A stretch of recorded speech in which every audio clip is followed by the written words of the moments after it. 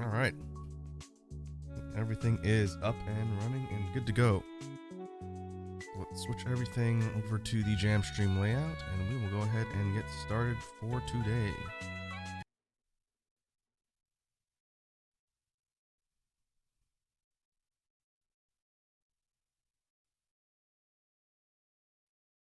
Move down a little bit.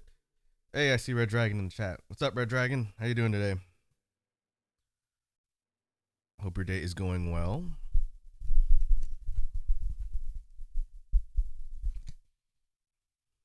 Turn on my alerts.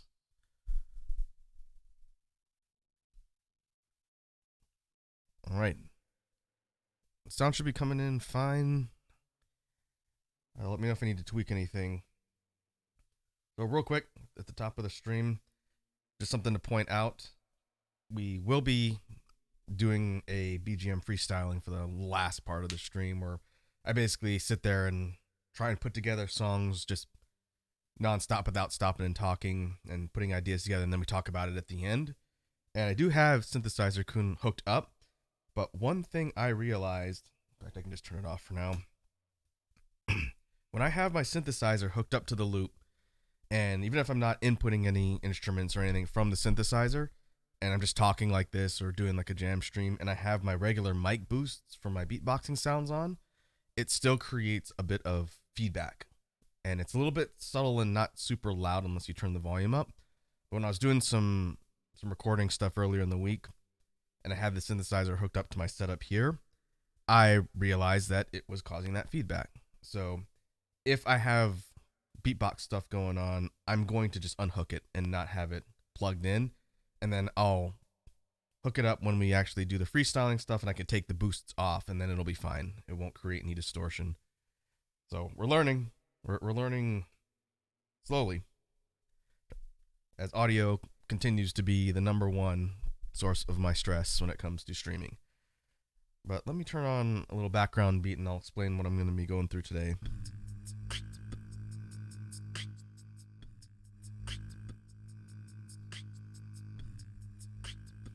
So for today, I thought a little bit about what I wanted to discuss as far as beatbox, sound theory, and the type of stuff we normally go through on these streams. And I didn't really prepare anything structured this time as far as kind of techniques or practice recommendations or things like that. I didn't have anything this week. Instead, I want to go through warm-up like we normally do some drills and everything to get the blood circulation going and get primed so I can do all the sounds I need to explain later. We'll do a bit of warm-up, run into some drills and practice, and then for the sound theory discussion, I'm going to be going back to the sort of developing sound as like a check-in. I'm calling this like a sound checkup or check-in on the things that I've been working on. And so we'll talk a little bit about technicality. We might talk a little bit about the basses, and then do kind of like a status check since it's probably been a month plus since I formally did this on stream, as far as where a lot of the developing sounds are in the process. Do I feel like I've gotten better or whatnot? I will say, because I was out of town for a stretch last week, I haven't had as much time to drill recently. And so this is kind of going to be a reminder for me about what I need to work on and things I'm going to need to push as far as emphasis for practice, because beatboxing, like any other skill, is something you do actively have to practice a lot at. And I'm the type of person who doesn't have natural inclinations towards anything. So if I want to be good at any sort of skill, I have to be practicing it constantly, or I start to get rusty immediately. And it's like that for singing, it's like that for beatboxing, it's like that for drawing, and literally anything I do, I have to keep up on, or my skill erodes very, very fast.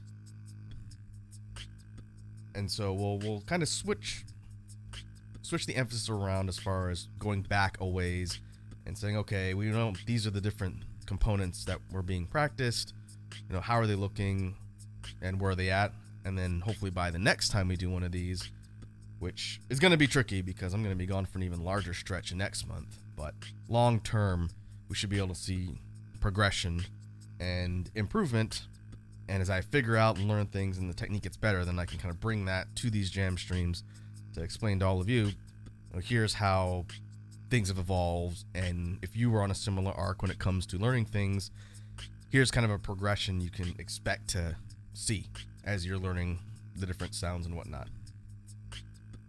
And I think that might be helpful because talking to pros in the scene, they're already at pro level. They're already very developed and established in their skills, and they probably don't really remember what it was like to be just starting out or just learning earlier on in their beatbox career.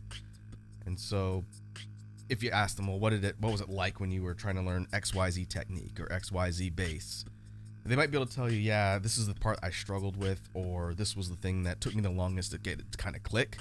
But I feel like if they're really removed from it because it's been 8 years, they're doing it for a long time, for example, it might be tough to say, okay, way back, this was my experience. And since I'm relatively new to beatboxing comparatively, hopefully my evolution of trying to get better at doing all of these things will be relatable and relevant to people who are also trying to learn. So that'll be the end goal. And I'm not a pro. I don't really feel qualified to give lessons and teach people in a structured environment. All I can really relay is what I've learned and things that have helped me. And so hopefully that is helpful to everyone who hangs out here and is curious about getting into beatboxing. So that said, let me kill this beat. We'll wipe this off and I'll save my loop so it's empty. We'll use this later. Save you. And so we'll start with a series of warm-up drills.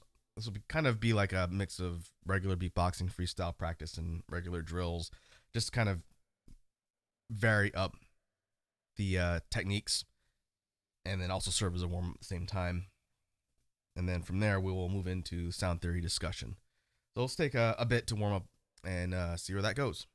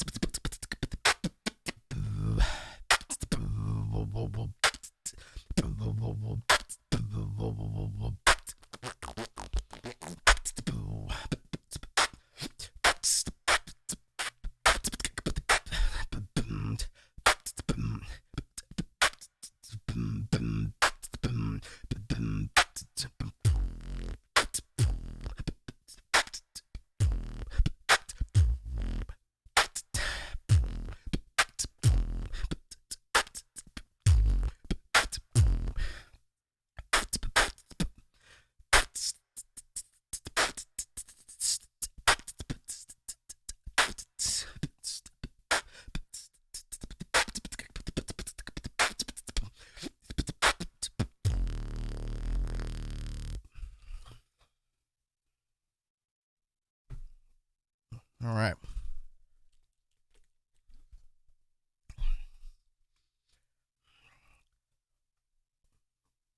I think that is a good start for warm up. I think my priority for structuring like real simple freestyle stuff for drills whenever I'm doing the warm up portion, which usually takes, 5 to 10 minutes of the stream.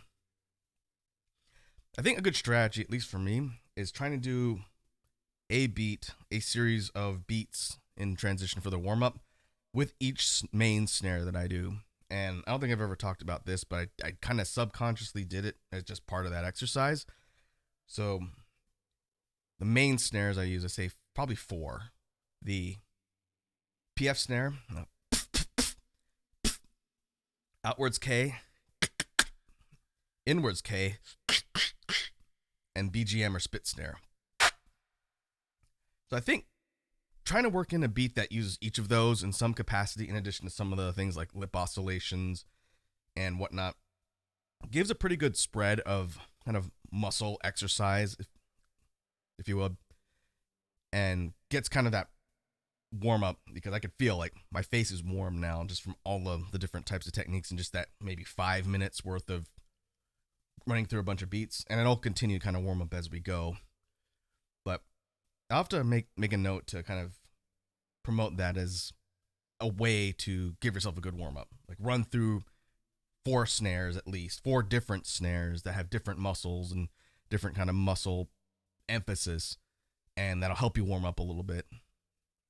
For vocal basses, you just have to do it. Maybe start with something like throat bass. It's a little bit less strenuous on your throat. So like your maybe drop that down into vibration as your throat and voice gets warmed up a little bit. And you could kind of transition from like an open mouth throat bass into like a closed mouth vibration bass from a to a, and really kind of push that lower once your voice gets warmed up, because I know I can't do super strong vibration bass cold. My voice has to get warmed up a little bit, and then the more it gets warmed up, the heavier that resonation with that lower tone gets. And then maybe mixing up things like your vocalized chest bass, which doesn't really stress your vocal cords as much, but it still is a warm-up for your voice because it's clean. It's a clean sung note as opposed to a distortion throat resonance like the throat basses. So it sounds like it's distorted because it's coming from the rumble in your chest for vocalized chest bass. That's what's making the actual vocalized part's just a whoa, whoa, whoa, whoa. It's a completely clean sung note, and layering it with the rumble is how you're getting the. So doing that will warm your voice up, but it's not really going to stress it out too much, because just the rumble is really more just your lungs, and it doesn't put a ton of pressure on your voice like the throat bass and vibration bass do. And then kind of likewise, because in the throat positioning for inward bass here, and mine's not warmed up at all, so it's going to be very soft. Maybe we'll get to that later. The inward bass position is this very close to vocalized chest. Because the rumble is very low. It is almost at the bottom of your throat and your vocal cords. And that's where inward bass hits when you're breathing in and tightening up to get that resonation inwards. And so if you do vocalized chest bass as part of your warm-up, it'll help for inward bass if that's one of your main sounds. And I know because that's what I usually do. I'll either be doing basic inward bass stuff or doing vocalized chest kind of in tandem, if that makes sense. So I might do something like trying to breathe in for inward bass and go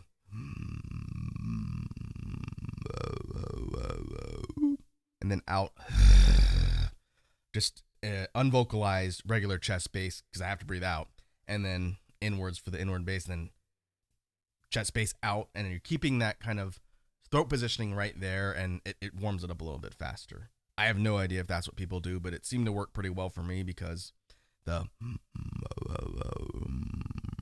again, mine's pretty soft because it's not warmed up, but it seems to work well as far as throat positioning goes. So I'll try and keep a mental log of, I don't want to call them best practices, but things that seem to work well, tips for warm up that's going to be efficient. The very end of the day, the best thing you could do is just run through some practice beats, try and work out as much of your facial muscles as possible, and then that's your warm up. It doesn't have to be something really structured or kind of comprehensive. Just get warmed up, get the blood flowing, and you should be good.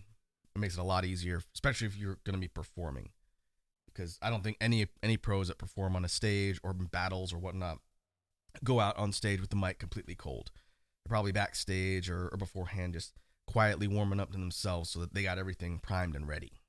Same way you wouldn't go to an athletic event or a race cold.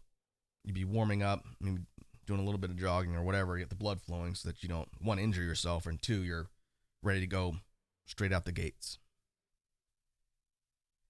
And so let me change the caption. We'll move on to sound theory discussion. Kind of a little more freeform today than in the past, but there are some things I wanted to cover.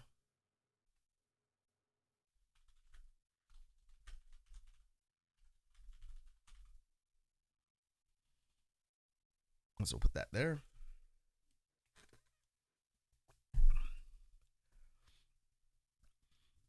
And I don't know how long this is going to take. I'll run through some of the things I was going to talk about, give some examples, and we'll see where that puts us, because I would like to spend some time working on drills and experimenting around with stuff too, instead of doing a major discussion and then going straight into BGM freestyling, which is a little less interactive.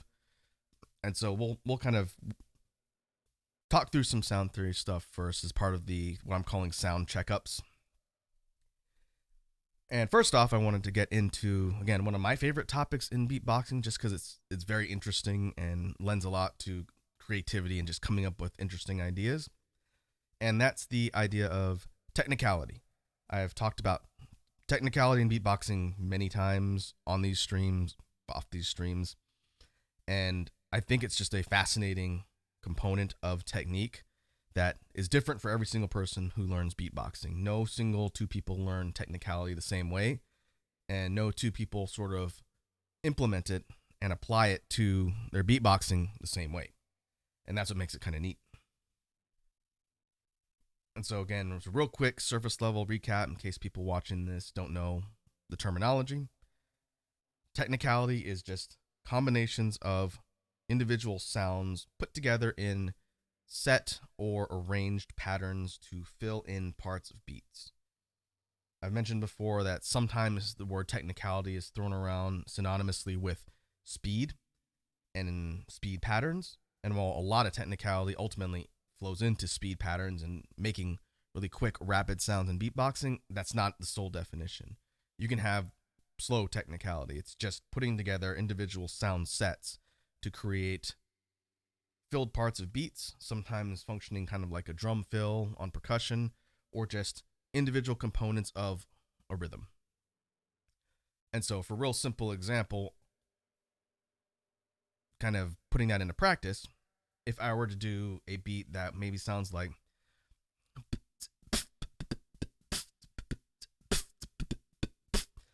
and that loops over and over again, until I switch something up or add another instrument, that's your kind of core structure for the beat. If we're adding in technicality, it's semi-improvised depending on how you kind of put it together. But it would be taking that beat and adding in these sound combos to mix up the variety of the beat or provide kind of that transitionary drum fill type of effect I was talking about. So that would sound like just putting in a real simple series of sounds into that. You would get something like,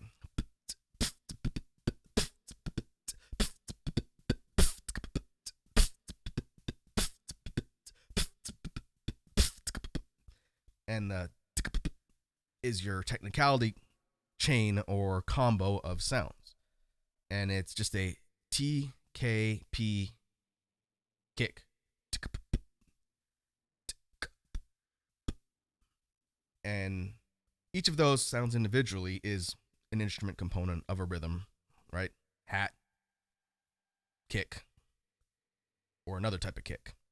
And the fun part about technicality is figuring out how you're going to take the different sounds at your disposal and plugging them into a beat to give it variety, give it a little bit of flavor and personality, instead of just a straight repeating beat with no variation, nothing else in it. You could do that, and a lot of times when people are first learning and getting used to just keeping time and keeping a beat consistent, they're not going to go super complex because that makes learning very difficult. But once you get sort of the flow and familiarity and muscle memory of creating beats, then you start messing around with, okay, how am I going to mix up different components and switch things up to make it unique, make it memorable, make it interesting. And technicality goes hand in hand with that idea because it gives you that creativity and flexibility to take all these sounds and say, all right, let's play around with it. You might take that same beat,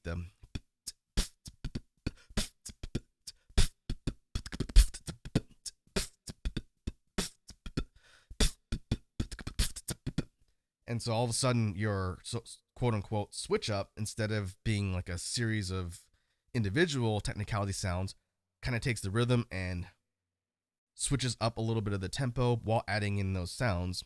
And so what I did was, I don't even remember what I did.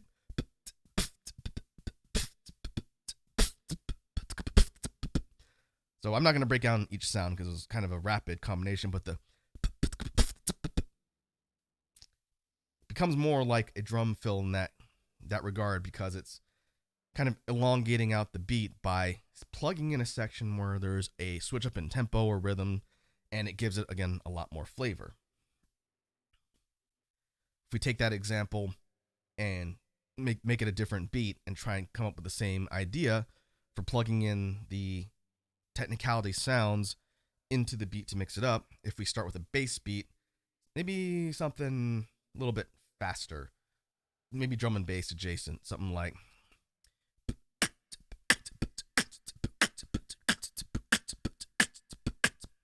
so pretty simple: kick, hat run, outward K snare, drum and bass type of beat. Pretty simple.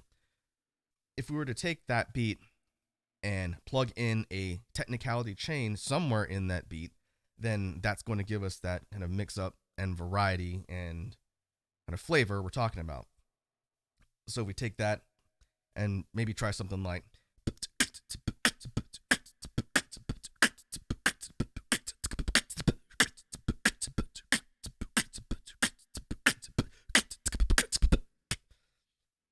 and so anyway, that additional rhythm bit that you heard me plug in there, that's the technicality. And then that's what's sort of focusing is, again, the transition point between the repeating parts and measures of the beat, but it's doing so with a variance or variation in the sound, the instruments, and it kind of gives your ear, if you're listening to this, it gives your ear something to kind of hone in on as you're hearing the beat, because it becomes kind of automatic when you're just hearing the main structure of the beat over and over again. It's going to be like a drum and bass type beat, but then the part with the technicality comes in to cause a real pattern switch real quick and your ear will hone in on that, which is why people do that. They want to create kind of a more dynamic and interesting experience so it's not monotonous. And I think that aspect of technicality is fascinating and super open-ended because you can plug in all sorts of different techniques, and it comes down to muscle memory and kind of efficiency and economy when it comes to how they flow into the beat. You know, you could try and like cram a bunch of snares into a technicality-ish transition section in a beat like the one we just talked about, but it wouldn't sound good. If you try to do that, it would be like,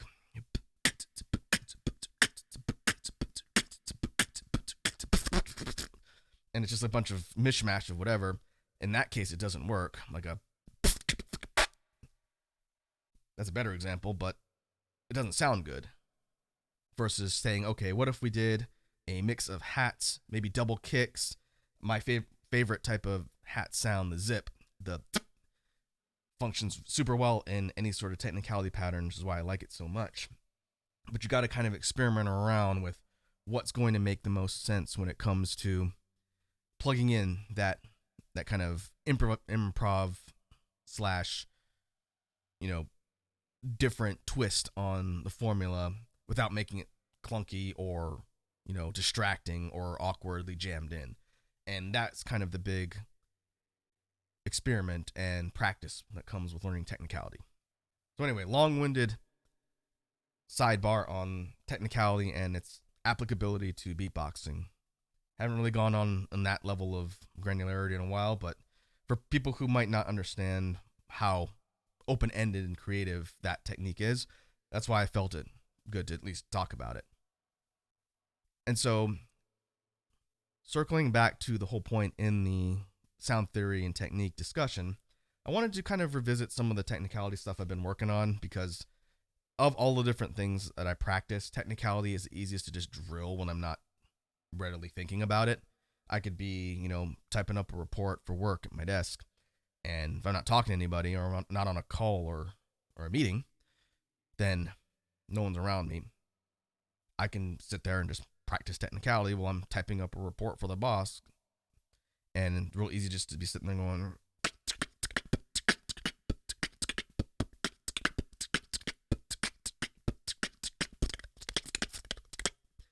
so that's easy to practice. And so the kind of check-in for this, since we talk about it every other jam stream or so, is what I've been learning and kind of practicing and messing around with the TKK. Again, the one that I feel I'm the weakest at of the main technicality chains that most people learn in the beginning when they're getting into beatboxing. Depends. I didn't, which is why it's my worst. But the hat, outward K noise, but not K snare, just a K without the unvocalized K, and then rim shot. Rim shot, I'll probably have to do a more detailed breakdown of this one again in the future if people ask. But all you need to know is that a rim shot is like a inward K snare without any breathing. It's all tongue muscles and mouth movement to get the, and as a result, it is very, very fast because it doesn't rely on breathing, on air power. It's just muscles and mouth pressure to create the. And so practicing TKKs is as simple as just doing them over and over again until you get faster and faster with them. And that's sort of the way I practice them, but I find myself kind of just out of habit now defaulting to TK, which is kind of weird. Actually, no, I'm wrong. I'm wrong on that. It's a little bit different. It's because TK by itself is just,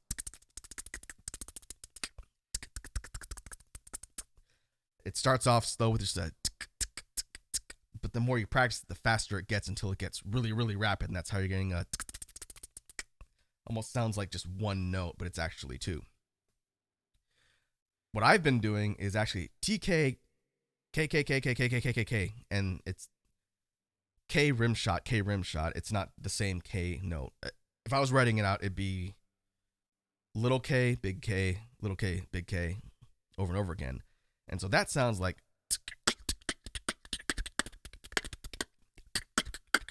And that's really weird because that's not usually how people loop that. Usually people go, it's triplet. But what I'm doing is triplet, double it, double, double, double, double, double, double. And I'm not exactly sure which is better. They're probably both perfectly valid ways of doing technicality, just different. And so if I were to illustrate that in an actual beat, and I actually don't know how I would illustrate that in a beat because I only practice it by itself, but it would be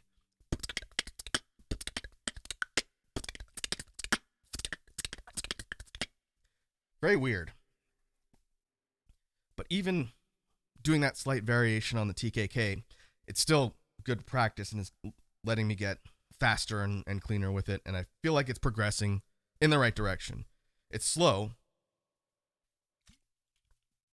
I get the feeling pros who have the lightning fast, super clean technicality patterns have probably practiced them billions of times over their entire beatbox career, which is expected. But one run of the TKK that I find pretty useful is one I've done a couple times here. I'm not good at putting into beats. I'm trying to get better at it because it's, technicality is useless if you're not putting into beats. But taking the TKK and doing it in several cycles, but changing my mouth position so that the quote unquote pitch of the noises changes with each cycle. So if I don't change my mouth position and I do it 3 times in a row, you get 1, 2, 3, 1, 2, 3, 1, 2, 3. And that's fine. But what I've been doing kind of as a way to mix up the technique is just changing the opening and size of my mouth as I'm doing them, which changes the way the sound hits. So instead of that, it sounds like, and it's very subtle to hear, I know, but it's instead of going, it's going, it almost gets kind of like a hollower-ish noise in the middle because I'm basically doing like a closed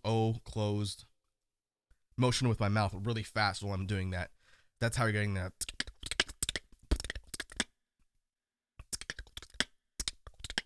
Instead of that. And I'll have to think about how that comes across on mic. Maybe listen to it in recording because they're subtly different. But it creates, again, that variation when it comes to mixing up the sounds so that you're not getting stuck in a rut and being monotonous. That's the ultimate end goal, is to keep up with the variety and make sure things are constantly kind of evolving and not getting stuck into the same type of thing. And so in addition to the slight variation on the triple, I'm calling that the triple TKK chain that I practice. That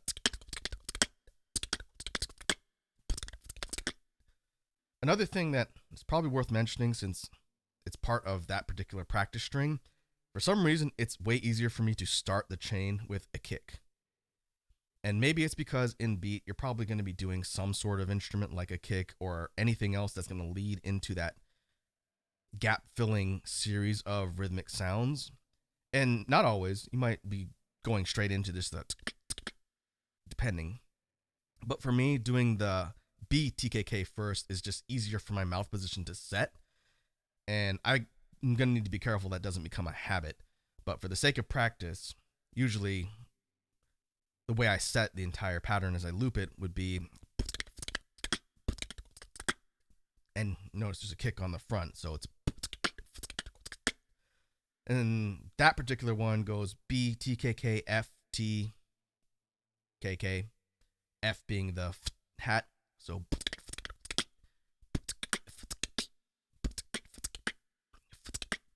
that's what it is. And that's kind of the way I've been practicing that and alternating it. Maybe you go B, TKK, F, TKK, and then just regular T or T, 2 T's, KK. And that might sound like,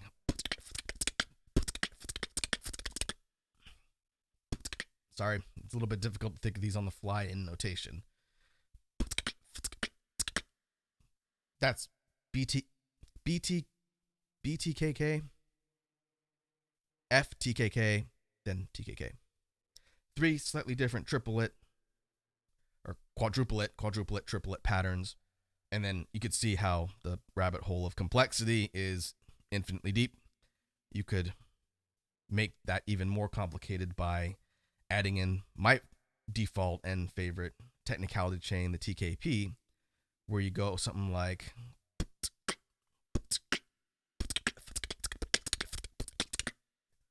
or even start with the TKP, like, it's going to get messier and confusing the more I kind of mess around with that, but taking the different chains and trying to stitch them together in a way that makes it seamless, again, leads to some really interesting results. So you could even do something like TKK, TKP, FTKK, and that would be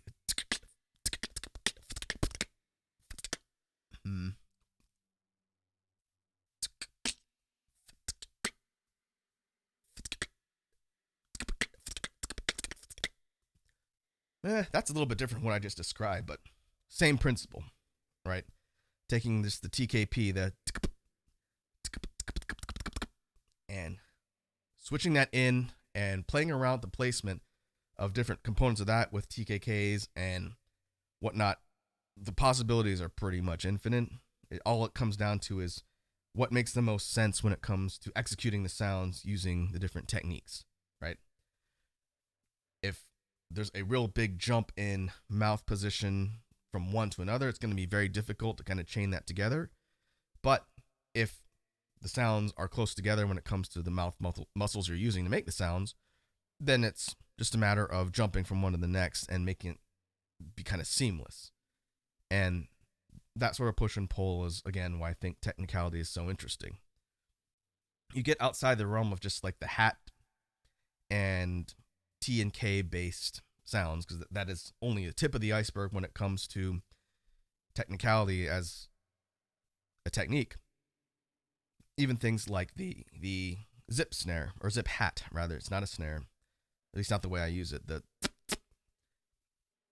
We talked about in our previous examples with an actual beat how you could be structuring a technicality chain, throwing in things like the zip at the same time, and that's how you might get something like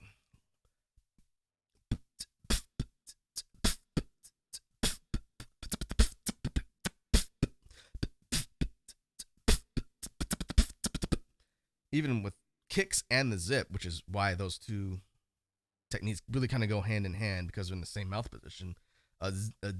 Plus a BTB, a triple kick. You could do something like, and that's essentially a 4-note chain if I'm thinking about that correctly. But I've done that in beats before. You might get something like,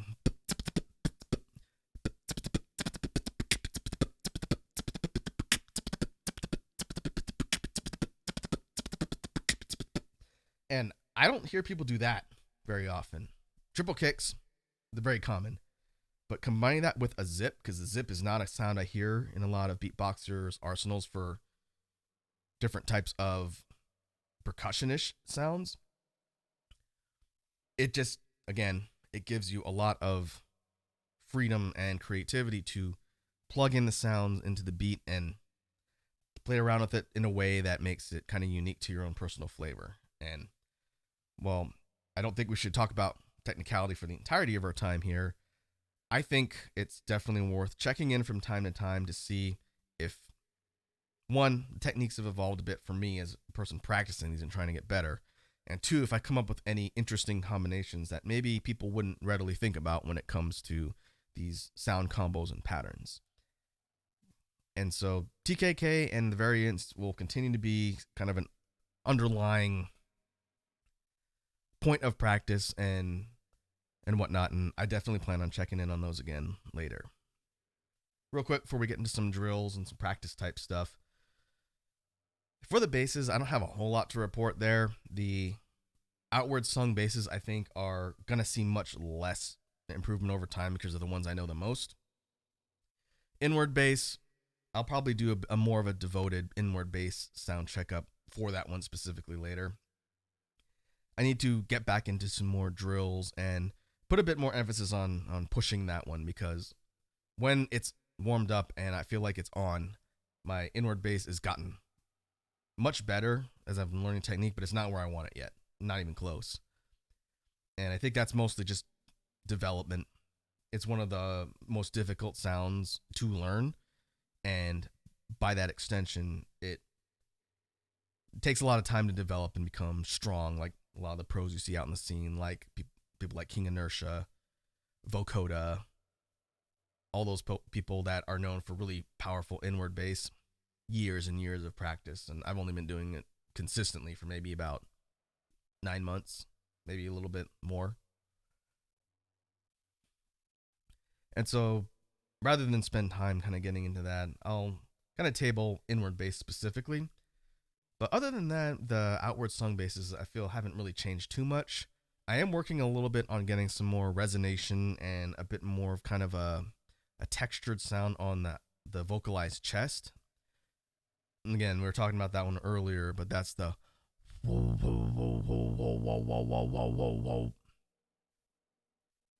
by playing around with mouth position and kind of the opening of your lips when doing the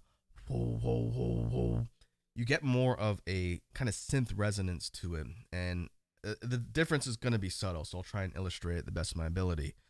But if I do it open mouth, you get a you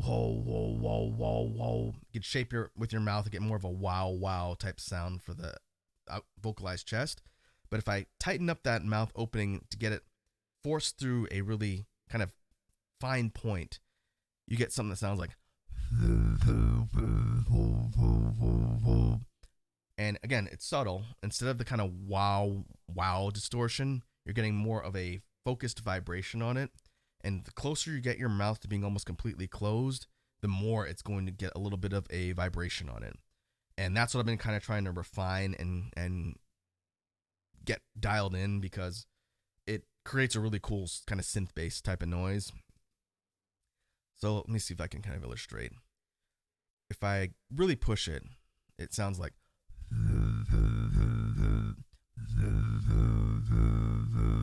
Instead of wow, it's more of a.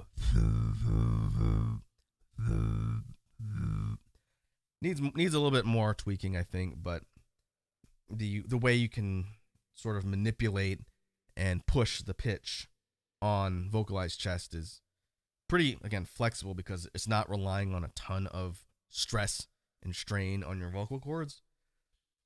By that token, a lot of times you'll hear me using it for the lower end sounds, again, like the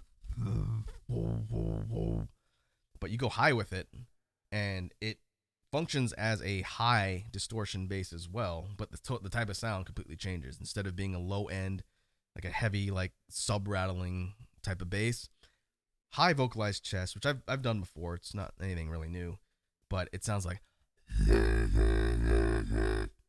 The way I've described it has always been like the Marge Simpson, like the homie. That's what it sounds like, but it's just done by doing a rumble with chest bass and a high pitch instead of a low one. So instead of a with the sung note, it's a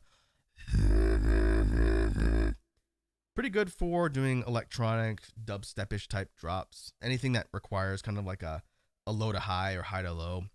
Pretty good for that one, for like that high vocalized chest. You can even go high to low and drop pitch. That's a little bit more difficult, but it might be like a or a little bit more difficult because the sound has to sort of travel. But if you're really careful with your throat control and you can jump pitch really quickly or drop pitch really quickly, then you can use that same technique to create different note progressions with vocalized chest. Same thing. It's just a matter of getting control of where you want the note to go, as opposed to putting pressure on your vocal cords, which is nice. To me, the high one seems to put a little more stress because I have to force my voice to go that high. But it's nothing like a throat bass where, you know, high throat bass would be something like.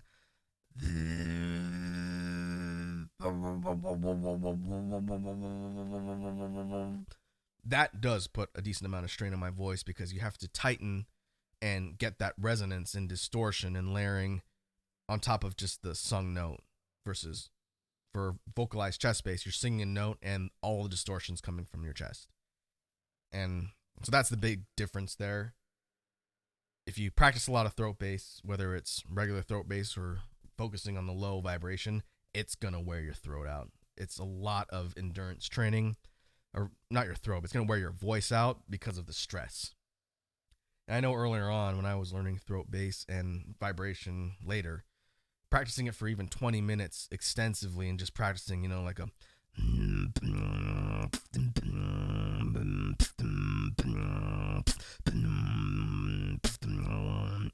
and just, practicing that to get the notes. Doing that for like 20 minutes would definitely give me like a raspy throat because it's putting stress on your vocal cords.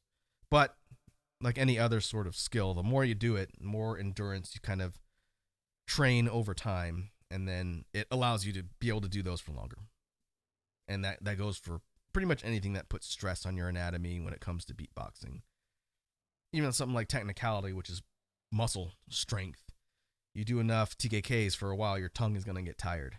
But the more you do them, the longer you can do them without getting tired. And it's endurance training. And so as a segue into drills, which we'll probably spend maybe around 10 or 15 minutes or so, depending on just drills to practice and kind of put into play all the stuff I've been talking about. That'll be the last thing I want to do before we segue into BGM freestyling. So let me change the caption again.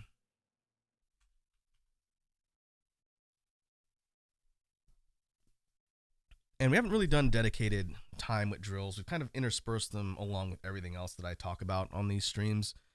And that's fine. There's no set structure, schedule, or curriculum when I do these. It's pretty much what ideas I come up with and I want to talk to all of you about. But talking about drills specifically, I think would be good to sort of give people an idea on how to structure practice a little bit. I'm not saying my way is the best or the be-all, end-all. It's just kind of an approach that worked for me when it comes to making sure I practice things consistently. And so, first one I want to do is some drills on kicks. Might seem basic, and it is, but kicks are an integral part of beatboxing and will be from the start of your journey to the end, if your journey has an end. You won't be able to do beatboxing without kicks, is what I'm saying. Pretty obvious, I know. But thinking about the technique and getting good at kick patterns is not something that is just innate. When you're first learning beatboxing and putting together your simple beats, something like a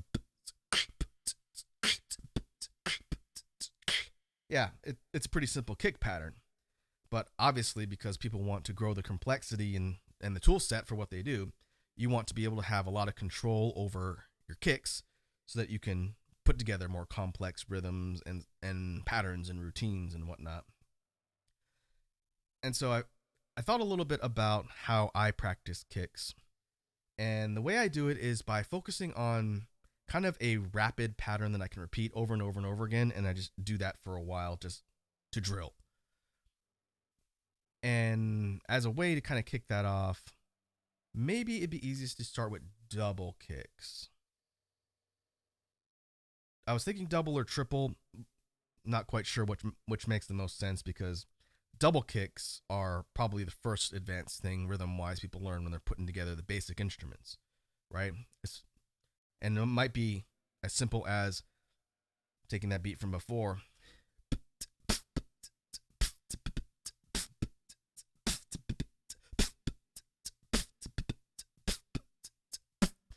and it's just the pretty simple. Again, it's just a double kick, like it'd be a double pedal or single pedal done quickly. But if we were to think of a kick pattern, again, this is going to be a little bit more of a basic explanation, but bear with me here. I think it'd be helpful to talk about it from this angle. Let's say we're starting with a simple one kick rhythm, like 8 quarter notes or eighth notes, something like. And to quickly sidebar into something I have mentioned before, doing this with a metronome is very, very useful and something I would definitely recommend. Where is... Let me see if I can do it on the loop and see if it'll actually come through. Because there is a metronome, but I never use it on here. I've always used a separate device like a phone app.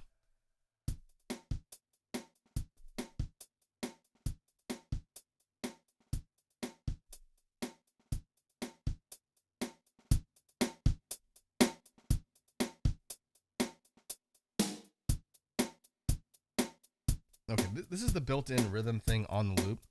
I have not fiddled around this, but I think the metronome is somewhere in here.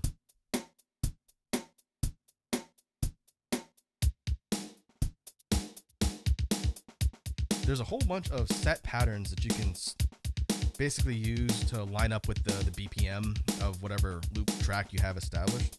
And there's a whole bunch of set ones that are kind of style based. I haven't looked at this. It's kind of interesting.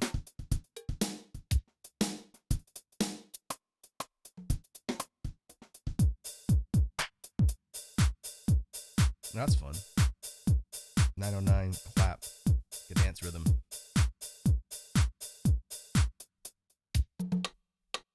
There's a metronome.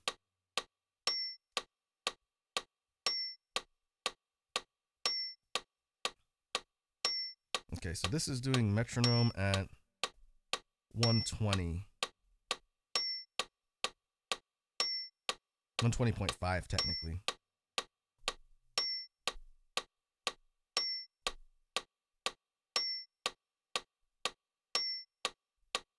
Okay, this is a good test, so if I ever need to explain this again, this will be something we can use. This is a 4/4 at 120.5 BPM. So 1, 2, 3, 4, 1, 2, 3, 4. And so if you're structuring kick practice, we'll use this as an example. Maybe I'll do it this way in the future. When you're first starting out, it's going to be on the beat, like 4 per measure, I guess it'd be.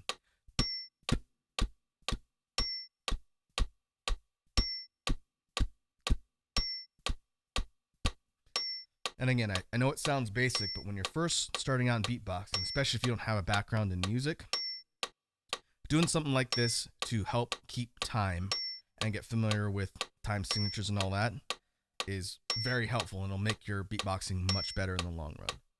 Hey, Edward's here. What's up, Edward? How are you doing today? I have discovered the metronome feature of my loop. So I'm trying to use that to kind of illustrate some practice and drill type stuff before we move on. And so with this pattern, just 1, 2, 3, 4, you can go from single to double kicks, which is why I even went down this road to begin with. So if you're doing double kicks, it'd be like 1, 2, 3, 4, 1, 2, 3, 4. Edward says it's a bit loud. I don't know how I change the volume of this thing. Let me look. Oh, I think it's this. How's that?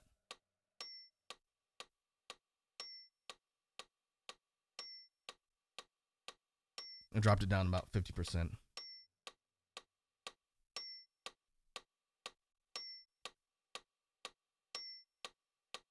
All right. Thanks for pointing that out, Edward. I'll make sure I keep it here in the future, because I can make it louder in my headphones so I can hear it. So if we're doing double kicks, it might sound something like 2, 3, 4.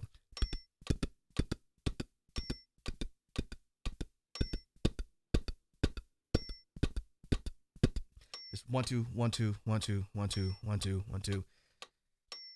And again, when you're just starting out, being able to keep rhythm and keep time on a beat consistently, following metronomes is very much going to help with that. And so if we take that idea and we go for triple kicks, triplets, let's see, one triplet, then one triplet count, one triplet count. So what that sound like?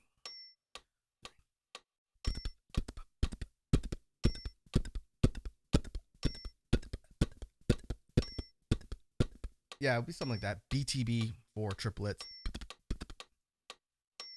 And then from there, you know, you would practice that not just once or twice. You'd be practicing that for an extended amount of time as you get used to following the beat and following like the time signature. So if I want to tweak some settings here on the loop, I can mess with the time signature as well. I think. Let me see if I can figure out how it works. Yep, I have to stop the beat first. So you put like a weird signature, like where's 3/4?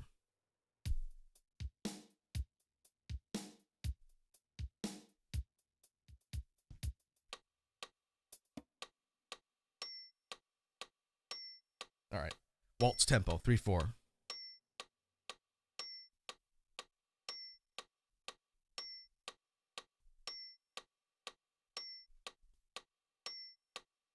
Now, I don't know if you'd normally put like a mix of double or triple kicks into a beat like this, but again, when you're practicing, trying to get good with different time signatures and tempos, and this is something I'm going to mess around with because again, I normally use an app for that, but since I found it on the loop and I knew it could do it, I just never tried to find out where it was. It's a pretty good way to kind of experiment with matching up your practice with a actual robot that's keeping time. So like for a 3/4 rhythm, I might do something like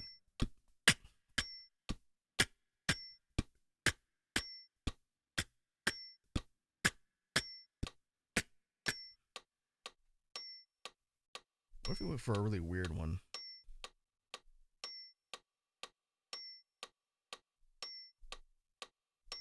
Let's see. Stop that. Like 7/8. I think I've talked about before that I'm really bad at coming up with the irregular time signatures, but I have to hear them first. So 7/8 at 120.5 sounds like. Okay, let me turn the metronome on here.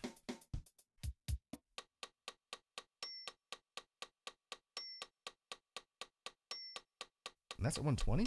Yeah, that's at 120.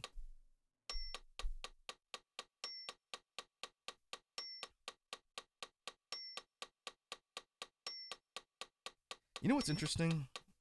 Thinking about the way that's set up.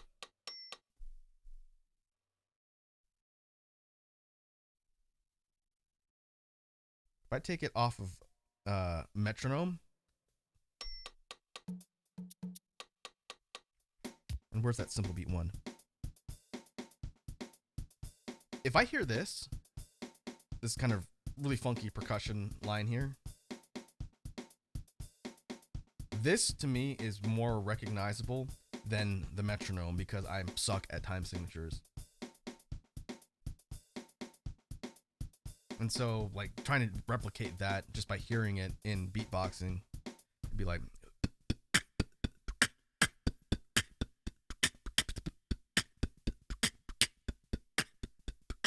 and see, if you tell me like, hey, moron, that's a 6/8, and I memorize that, okay, I'll know that's a 6/8.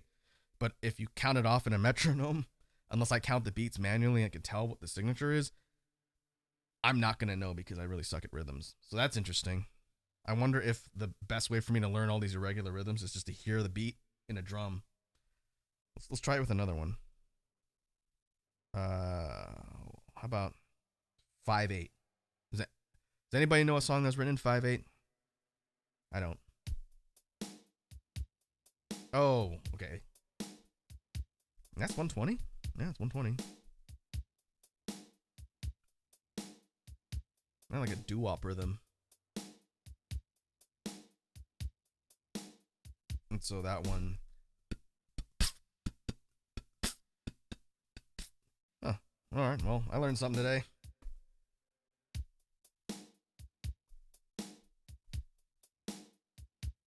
What about. That's a really weird one. I have no idea about these other ones. Like, this thing, it goes up to 15/8, and I don't even know what that sounds like.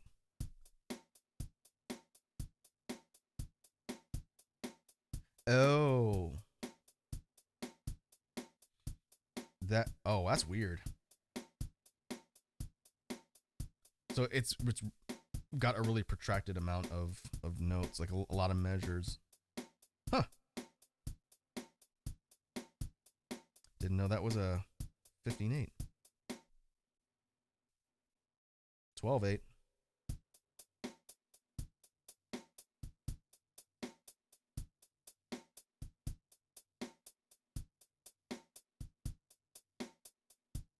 Hmm.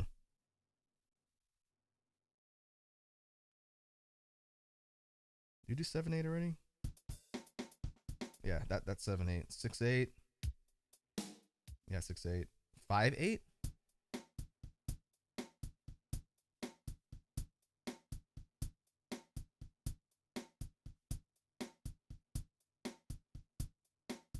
Weird.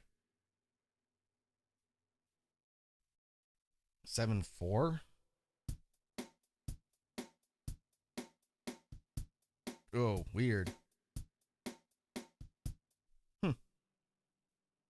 Because this is now the 4 counts. It goes from up to 7/4, and then it goes into the 8 counts.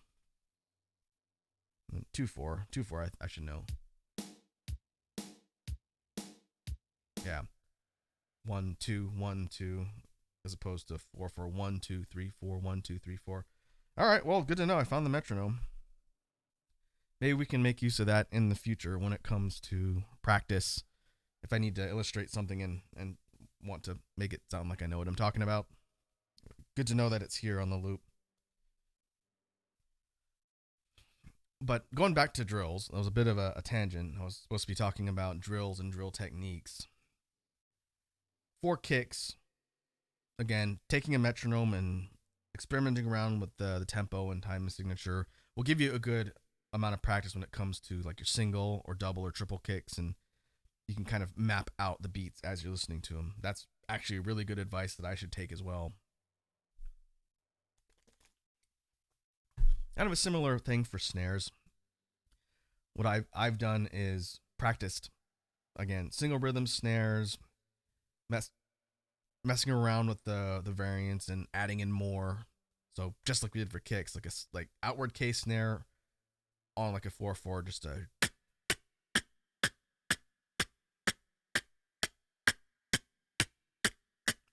and then doubling it up.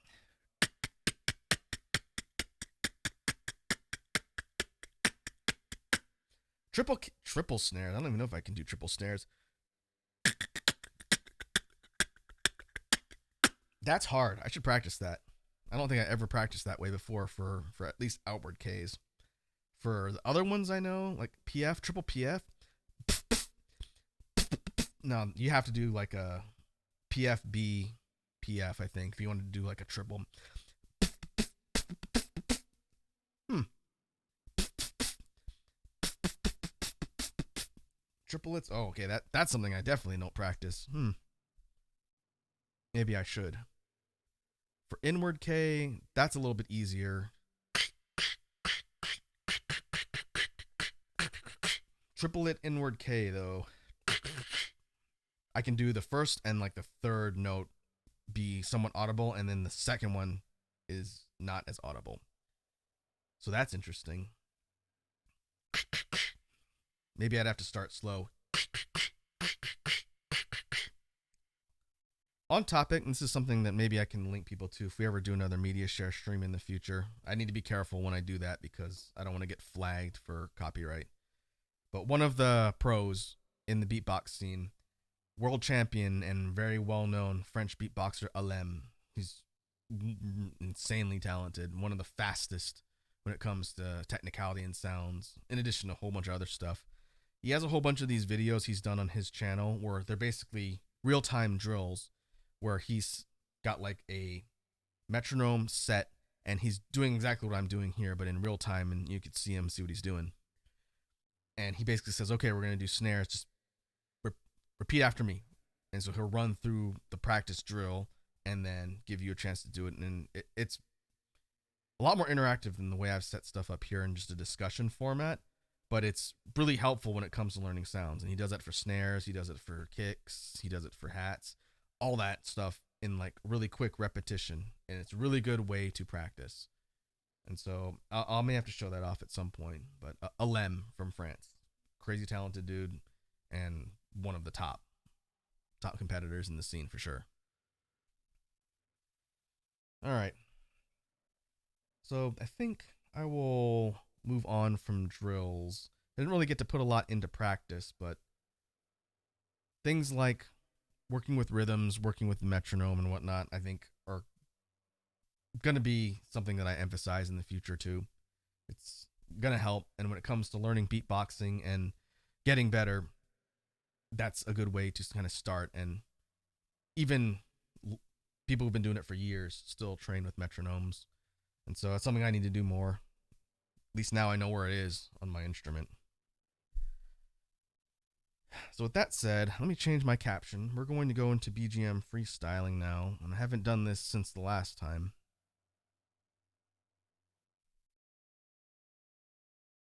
Give me 1 second. Let me edit this.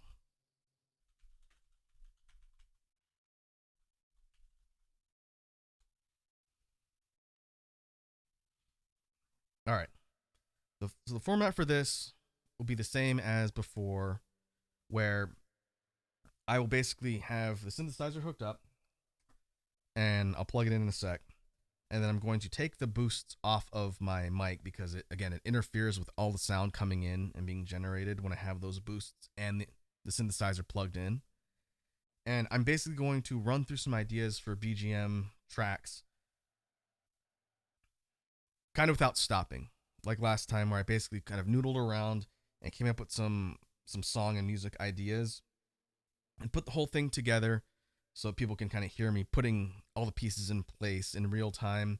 And then once I feel like the track is done, then we come back and kind of talk about the ideas and what I did. And so this is really more of an exercise of me trying to do this stuff in real time on the fly.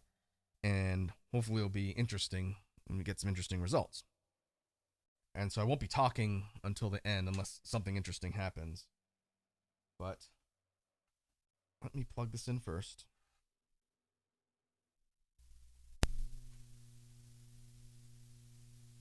And I can hear the feedback that's coming from my boosts. But we will see what happens. So again, if people jump on and they wonder what I'm doing or why I'm not talking for like several minutes at a time, that's why. We'll be running through some beats and see what we come up with, and then we'll talk about it. So let's see what happens.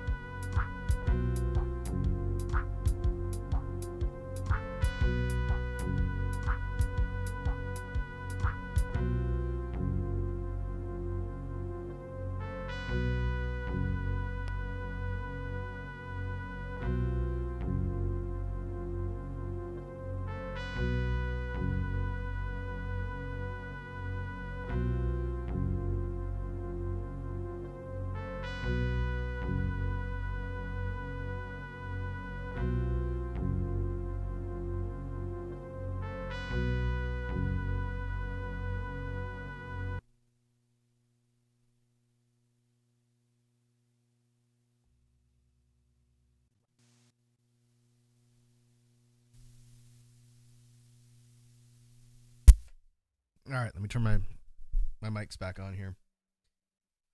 Edward says for the bass line, maybe add a third descending note every other time it hits. I don't know if I can do that with the way it's currently captured. Hold on. What I'll do is I'll plug my synth in, so you're gonna hear a little bit of feedback, but then I can actually hit stuff on it while I'm talking to you folks at the same time.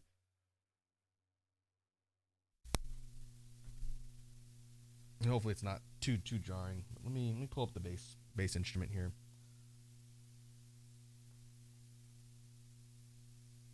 I don't even remember which one I used.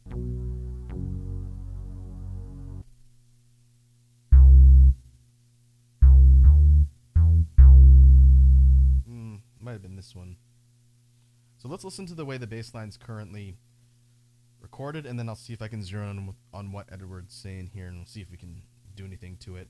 The problem with changing the bass lines is unless I add an additional note in the current loop, like I can't change what's currently looping, if that's what makes sense. Like I can't add on another looped section to what's been captured, but I can add stuff into the loop. Might be a little tricky because I used a guitar to bass preset, so I'd have to turn everything off and then try and fit it in. But first, let's listen to it, and then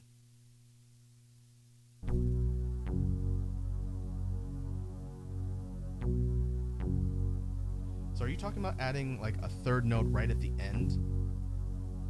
It goes 1, 2, and then a third note at the end before it loops, because I can do that if I can figure out the right place to put it.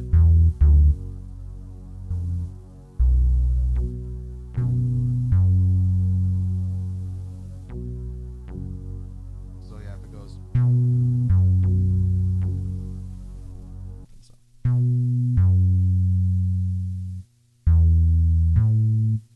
So you're talking about, so when it goes.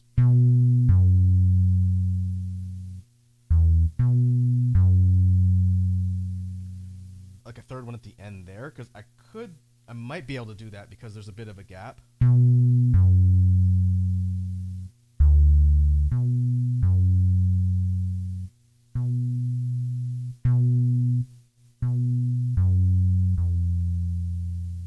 Oh, a little bit earlier, so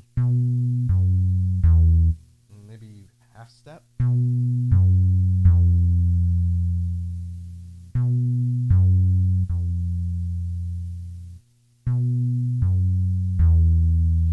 Whole step sounds a little bit too far away, and that's 3 notes down.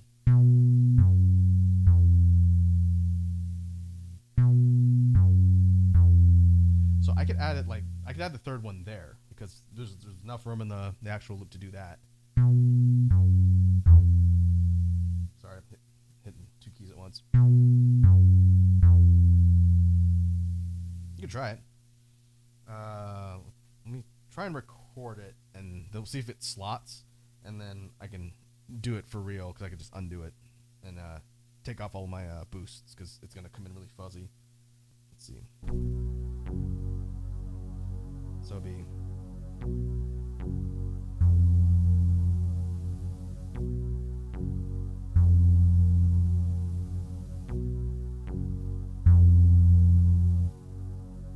What do you think? Half step right at the end. So 1, 2, 3.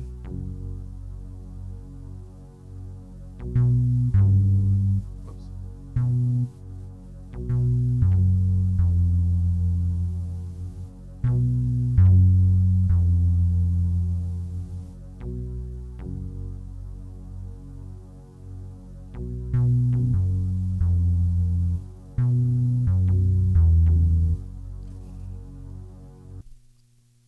Edward says, I'm thinking of the bass line from I Like the Way You Move by Outkast. So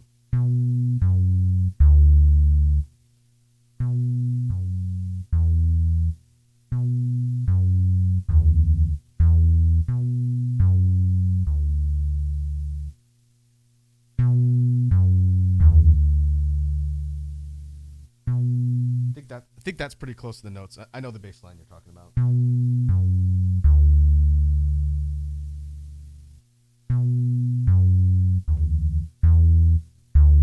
Okay, so it's this note here. This is the third one.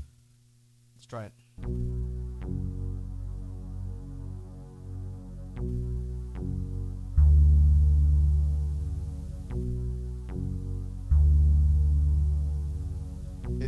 It's gonna sound different because it doesn't have the bass boost on it, and it's got the distortion. It's gonna sound different because it doesn't have the bass.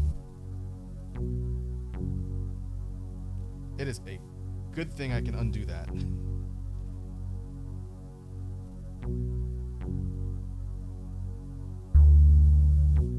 Let me try it again, then, and we'll listen to it when not overdubbing my actual voice.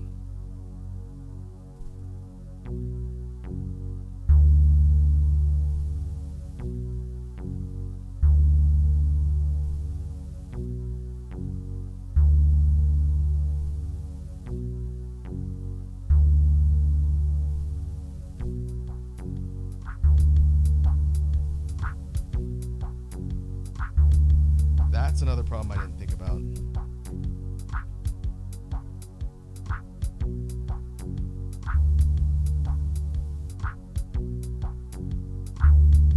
Okay, that's where it slots into the rhythm. We have to do it in time with the actual rhythm, or it'll be off. Let me try and turn the boost off, turn guitar to bass on, and try and equalize the sound with the other notes, and then see if I can put it in there. We'll see how it sounds.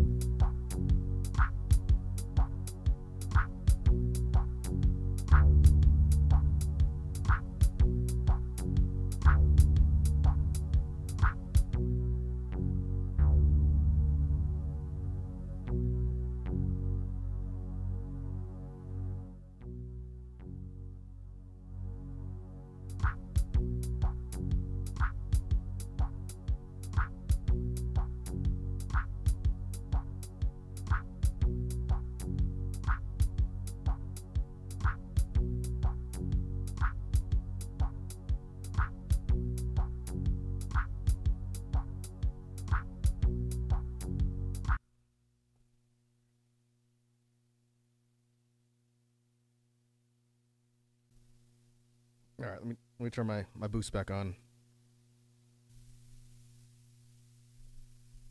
Edward says, I think it would be on the upbeat. Yeah, the problem is it's like a swing tempo, which is kind of throwing my ear off a little bit.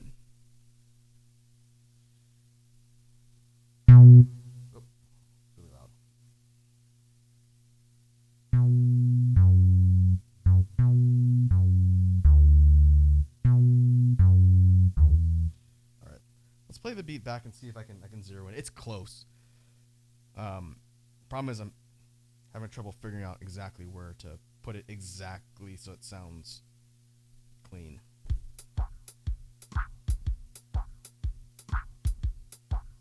So upbeat would be on the kicks, right?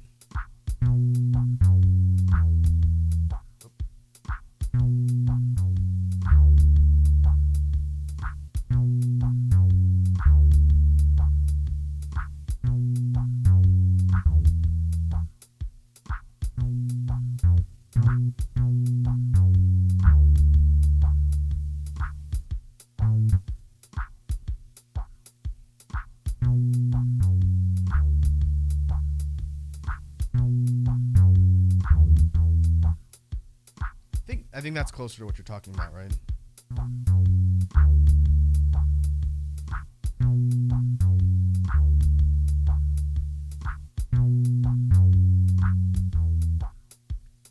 One, two, three. Does that land on the upbeat? Nope, wrong note.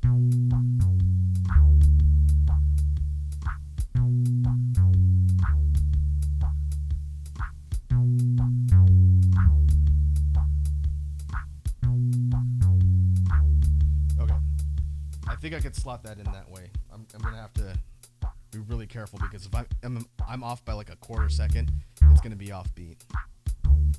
But I'll try.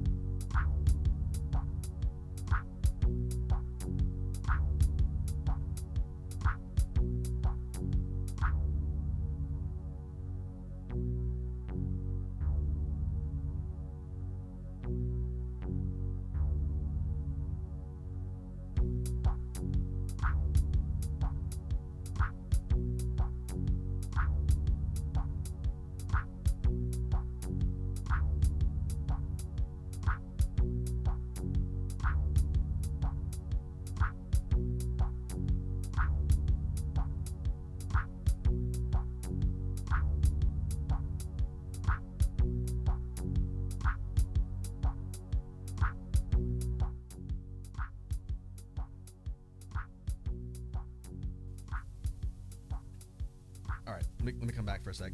So there's another problem, Edward, that I'm hearing with the way I recorded this.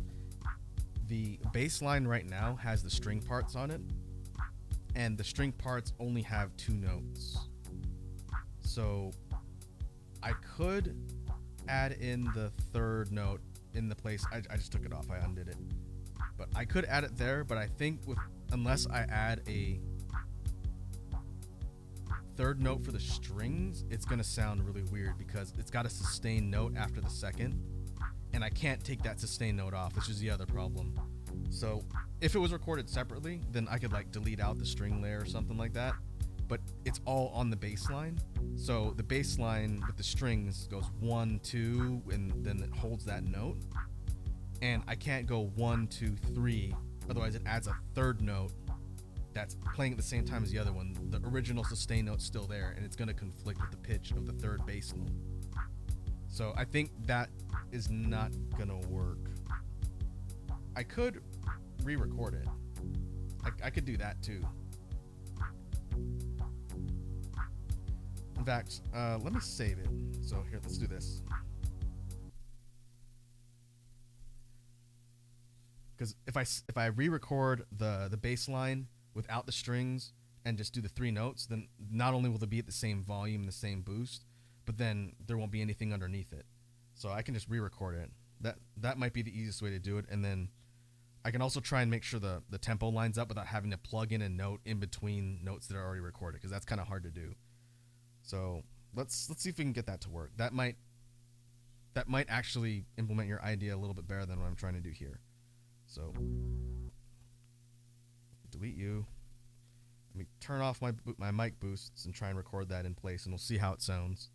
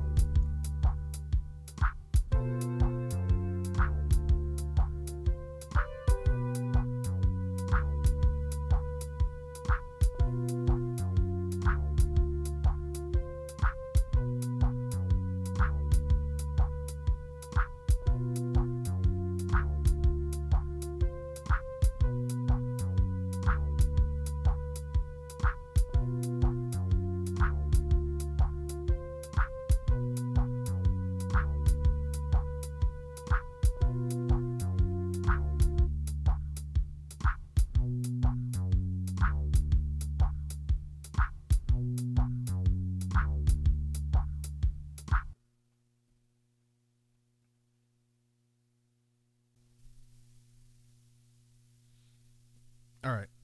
Let me get everything back here. Edward says, wasn't it going to be 2 notes, then 3 notes, though? If I re-record it, then I could do that. That's not how I interpreted your recommendation first, but that does make a little more sense now that you explained it that way. So it would be 1 note, 2 note, and then 1 note, 2 note, 3 note. So let me actually go on the keyboard here. So if I re-record it, then yeah, I should be able to do that because I can record a longer loop than what was originally being edited. When I was trying to slot in that 3rd note on the bassline loop before, I couldn't do that because it's only a 2-note measure that's captured. I can't add another measure. But if I redo it completely from scratch, I can do that. So let's see what that would sound like. So would it be...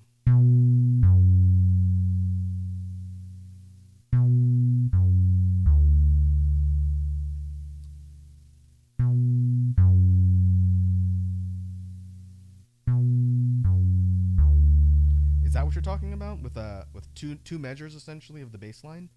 Because I can do that. If we're going to be completely re-recording that section from scratch, now would be the time to do that. Let's turn the rhythm on.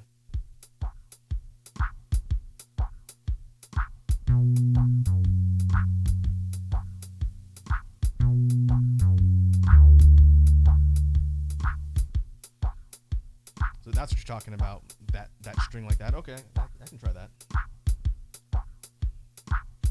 All right, let me turn everything off.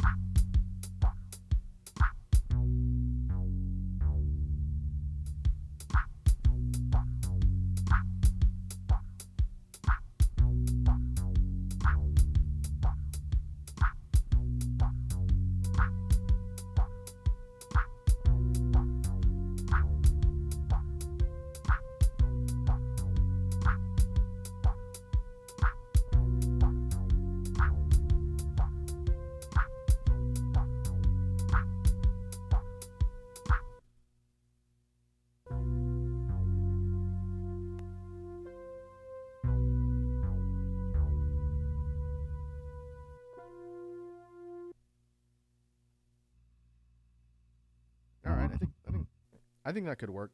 I'm not going to turn my mic on for a sec. I think if we pair that with the string part that I had to remove when we re-recorded it, that might actually give it a pretty good solid bass line. So let me try and layer in the low strings, and then we'll put it all together and see how it sounds.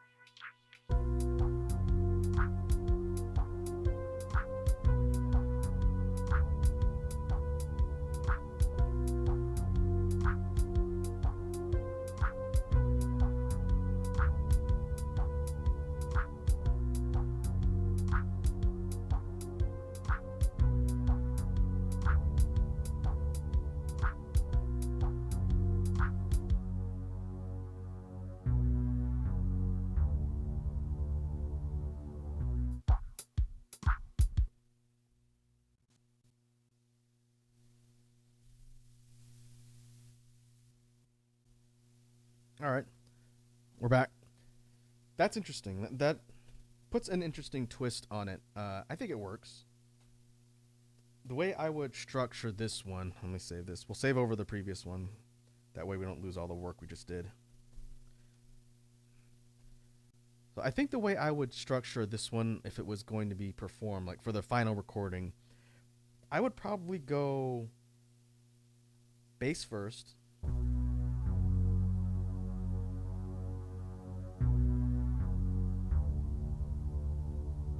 And then maybe do one repeat, because I usually do 2 repeats and then like a rhythm drop. Maybe do 1 repeat and then fade in the rhythm after 1 repeat, so it sounds something like.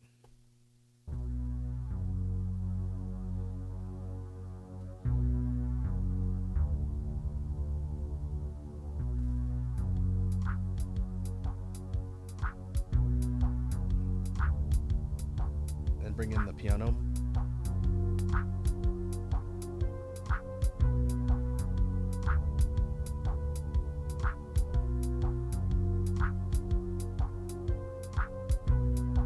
Maybe do like a filter transition.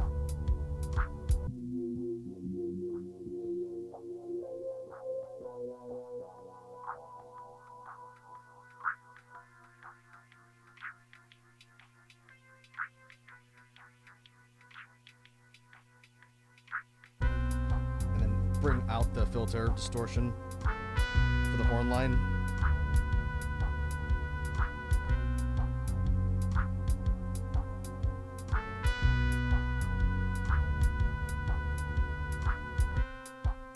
Maybe drop the bass out for a bit.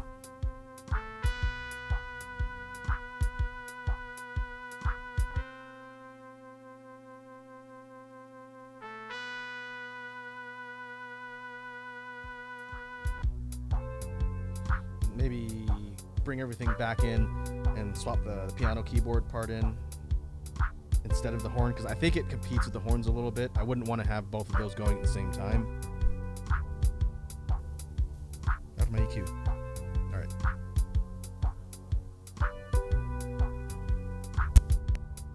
Let me plug that. So we'd have the keyboard part come in. And maybe for like an outro, we end on this part or maybe the other part.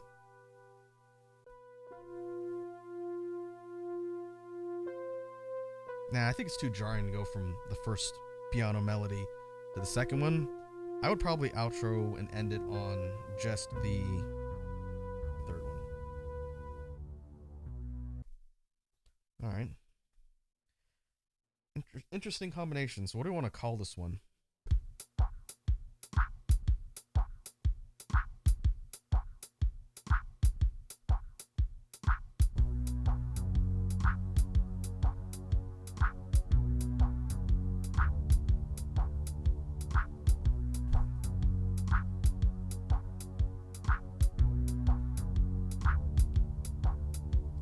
Maybe something that kind of plays into the rhythm, since I think the rhythm is the first thing you kind of latch onto once it comes in.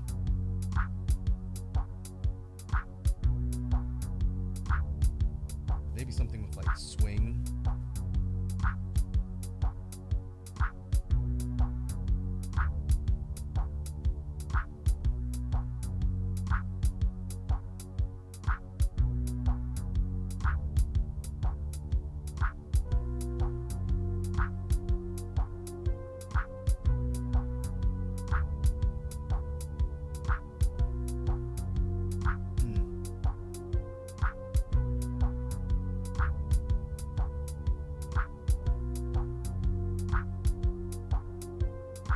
Step, like sneak step or sneaking step or something like that. It kind of sounds like a sneaking through a back alleys type of beat.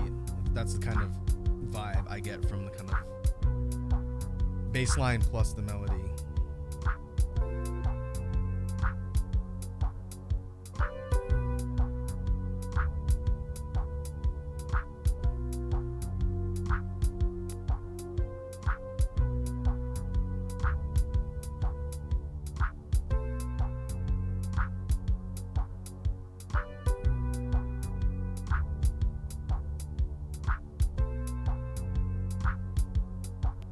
Maybe I'm gonna get my notepad ready for any other ideas that might come up.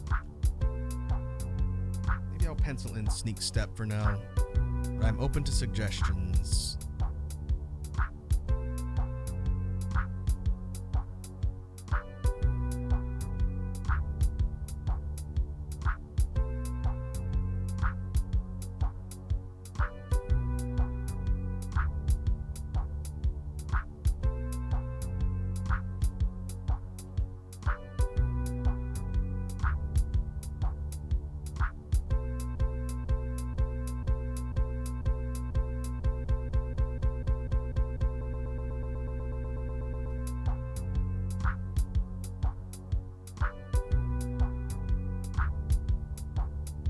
I do not think a drop would be appropriate for a song like this.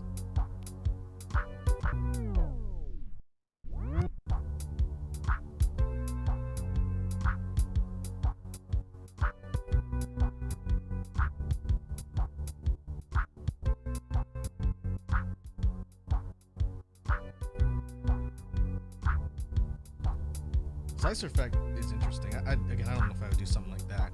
I think it kind of disrupts the kind of smooth-ish nature of the song. Chopping it up kind of makes it really kind of jerky.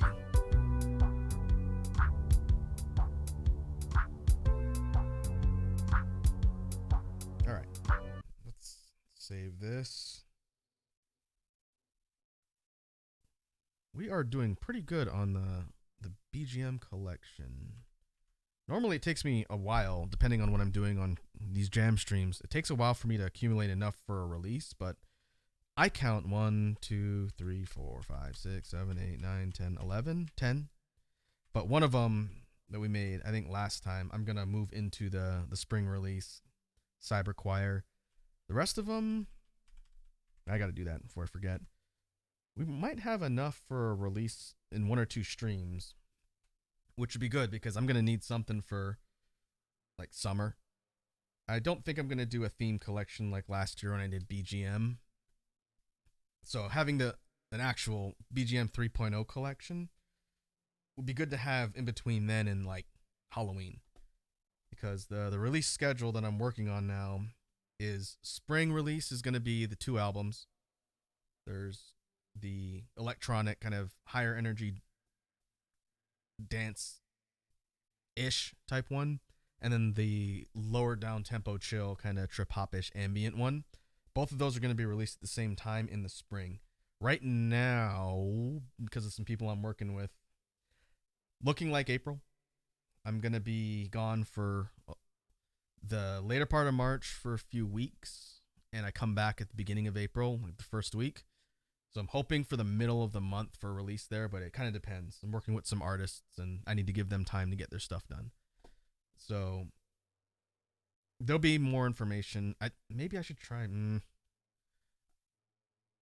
I want to do teasers for them like I did for Lost Kingdom, but I don't know if stuff is going to be ready. We'll see. We'll see. Maybe I can get that out before I leave in the later part of March. We'll see. But spring release for the 2 albums. We'll talk a little bit more about those when it gets further down. I don't think I've mentioned the names of them here on stream, but that spring, shooting for having the BGM collection ready to come out summer, maybe midsummer. This is BGM 3.0, and I'm looking for like around 15 songs, so there might be a couple more left. And then after that, it'll probably be Halloween. I'm not on a release schedule, but I also don't want to overload myself with stuff. So there's a couple things in the works, and there's also some other music stuff that I'm going to be doing. I just don't know when it's going to come out because it hinges on some other stuff that I'm working on with some other collaborators. So definitely a lot going on. Let's see, we're at about 2 hours. Unlike last time when I kind of burned through several of these at once, let me think about this here. I will try and do one more. Let's do one more.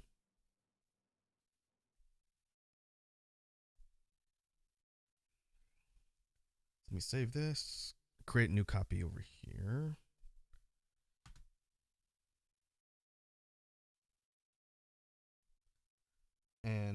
I'm going to go back into freestyle mode and see if I can come up with one more. This one, maybe this one will be faster.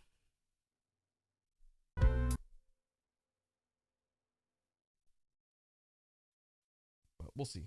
I'm going to turn off the boosts and we'll put some stuff together and see what happens.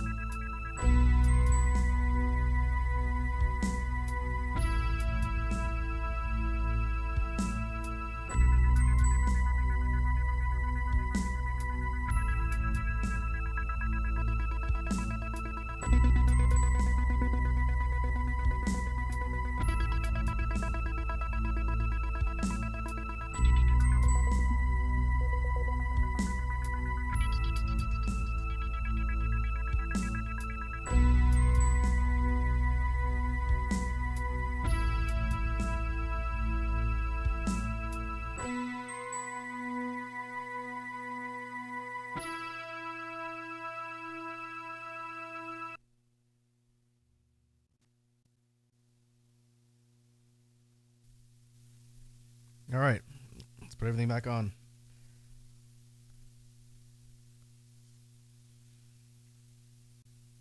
That one also surprised me a little bit.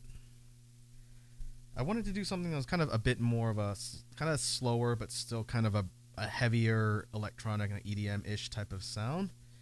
But what I wasn't really expecting was combining this is like an overdrive guitar. I don't have it on here now, but it's like an overdrive guitar. Here, let me unplug my synth. Get rid of the feedback.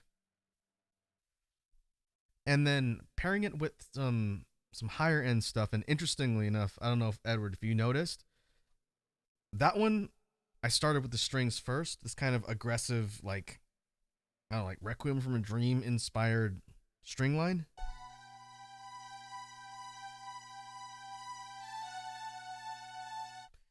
And then I constructed the bass and the rhythm around that, which that's backwards from what I normally do.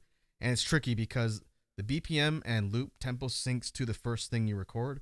And so everything syncs to that string line now. And then I constructed it took me a second to get the rhythm and then the bass line. But like Edward is pointing out, the distortion effect on the guitar, the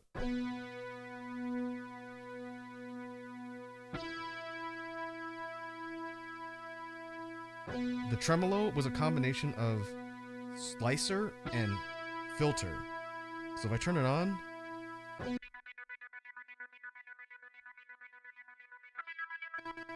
if I take filter off, it's less muffled.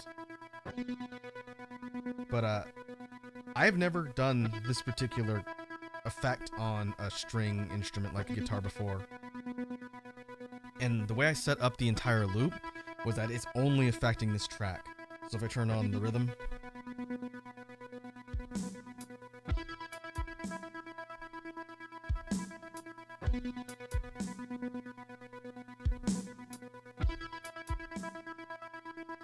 the only thing that's being chopped up and, again, sort of pieced like that is the guitar, which creates a really interesting kind of effect because, again, like Edward's saying, it's like it's being chopped up and it's really rapid. And I do like the way that sounds. That was a surprise. I did not do that on purpose.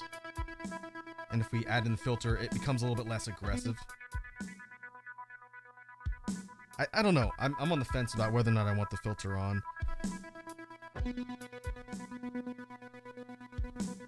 We could even do something like, where's pen?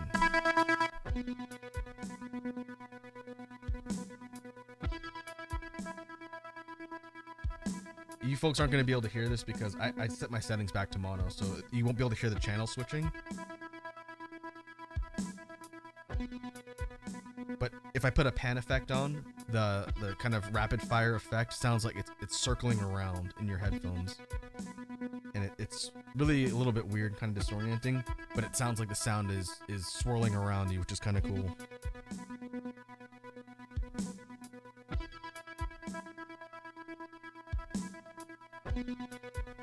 So I don't know, maybe I'll keep pan on there. I've never really used that effect too much on my tracks, but it might create kind of an interesting effect when this thing goes on. So what I foresee in the structure of this one, it would be probably the rhythm first. I don't even know if I'm going to keep that string part. It's a little bit conflicting with the rest of the song. Maybe I'll keep it. But I don't think it can be playing at the same time as the guitar.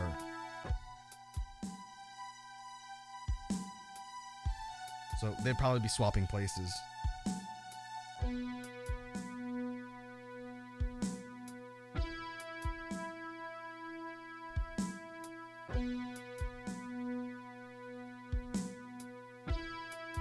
gonna bring the bass back.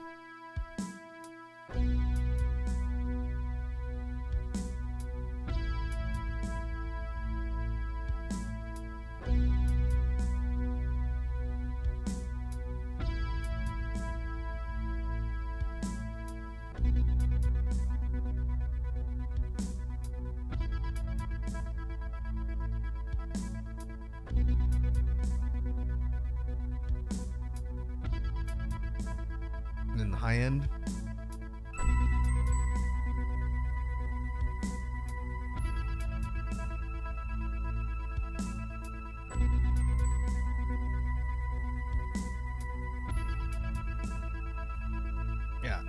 I like the way that sounds. This one came together a lot easier than the last one. Jesus.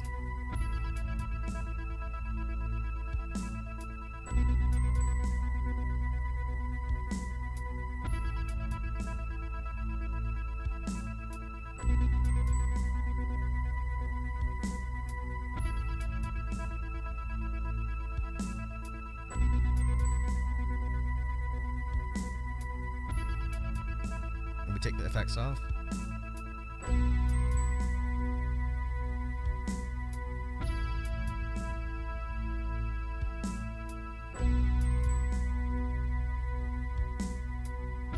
Transition towards an outro.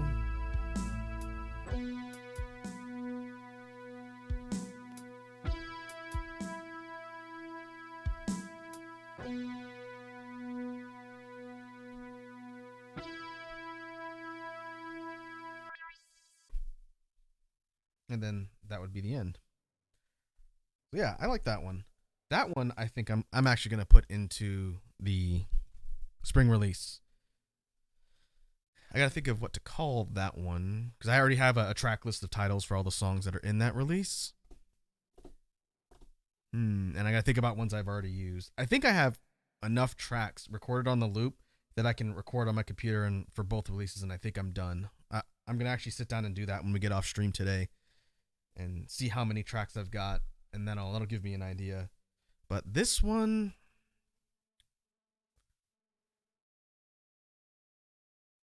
I'm looking at the track list.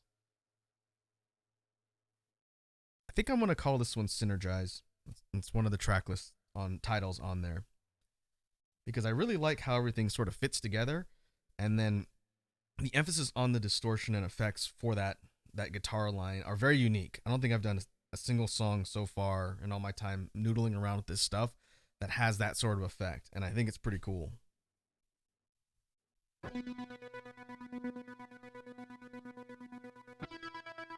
Kind of sounds like a sequencer. It's not like arpeggiated or anything. It's just distorted because it's being chopped up. But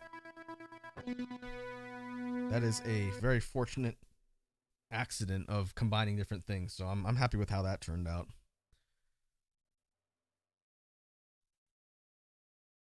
But I will remember that one.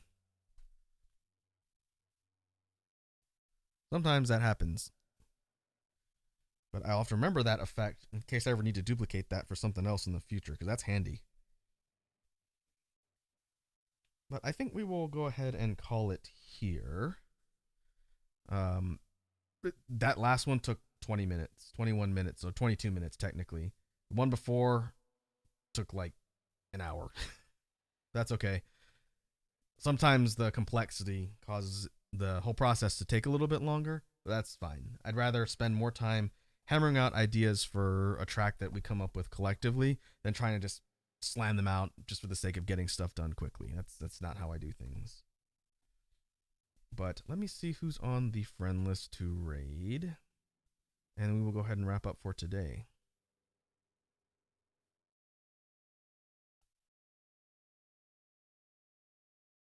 Oh, hey, Truck's almost online. I'm almost never online at the same time as Truck. So we will go ahead and go raid them. They're playing Valorant. And go say what's up. And that will go to outro. Thanks to everyone who hung out today. It was an interesting session, kind of a mix of discussion and BGM stuff. We will be back tomorrow, I think, with Dead Space. I gotta set my schedule and go up on Twitter once I figure it out. My schedule's gonna be weird again next week. I think I might be doing Monday, Tuesday, Wednesday, because I got some stuff going on the weekend. But we will figure that out. But thanks for hanging out, and we will go say what's up to Truck Summit.